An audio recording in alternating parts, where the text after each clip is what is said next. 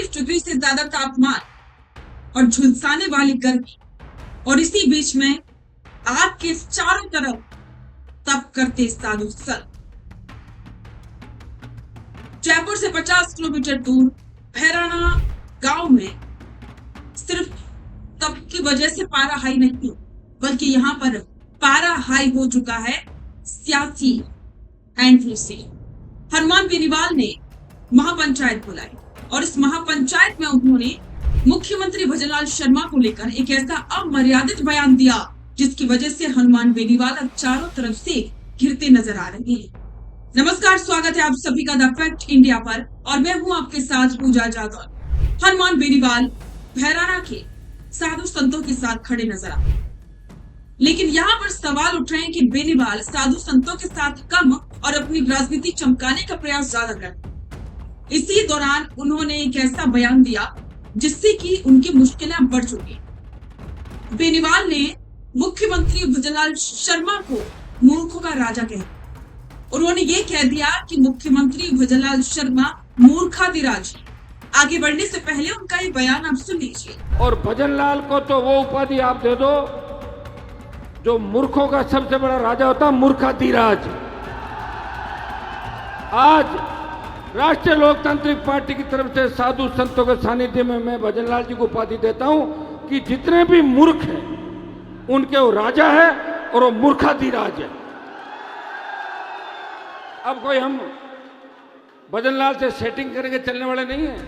हम कोई शेखावटी को कांग्रेस के नेता नहीं है जो रात को जाके मिले, दिन में बड़ भों भों करें। सीधी लड़ाई होगी, आर पार की लड़ाई होगी।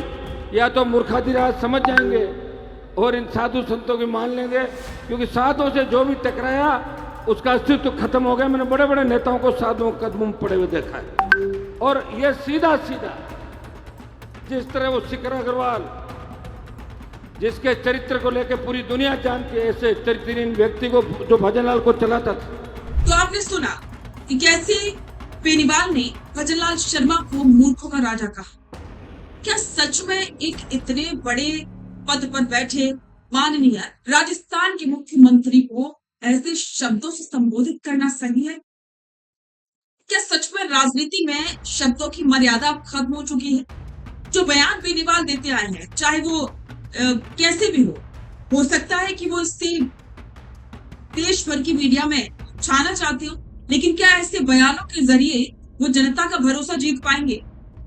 क्योंकि आज राजस्थान की जनता पढ़ी लिखी है, वो जानती है सही क्या है, गलत क्या है, कौन किस पर राजनीति कर रहा है और कौन सच में उनके मुद्दों को उठा रहा है।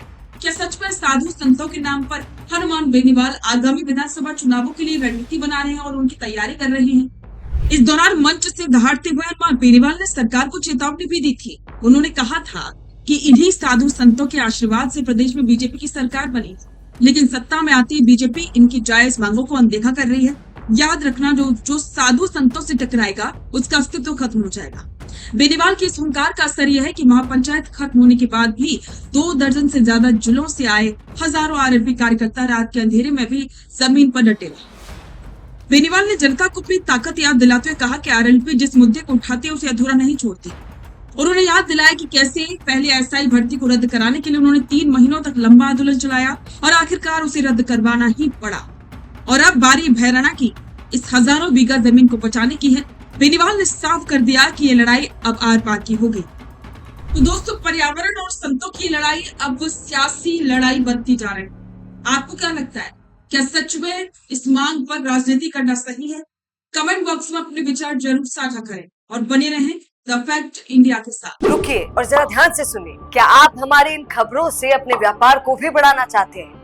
तो आप भी खबरों के दौरान इस तरह के एलिमेंट्स पर अपना विज्ञापन दे सकते हैं, या फिर ऐसे खबर के 1 मिनट बाद अपना पूरा विज्ञापन डलवाएं, जो कि 8 लाख से ज्यादा सब्सक्राइबर्स और फॉलोअर्स वाले द फैक्ट इंडिया चैनल्स और पेजेस से राजस्थान के कोने कोने में पहुंचेगा और इससे आपका व्यापार, ब्रांड सब कुछ बढ़ेगा।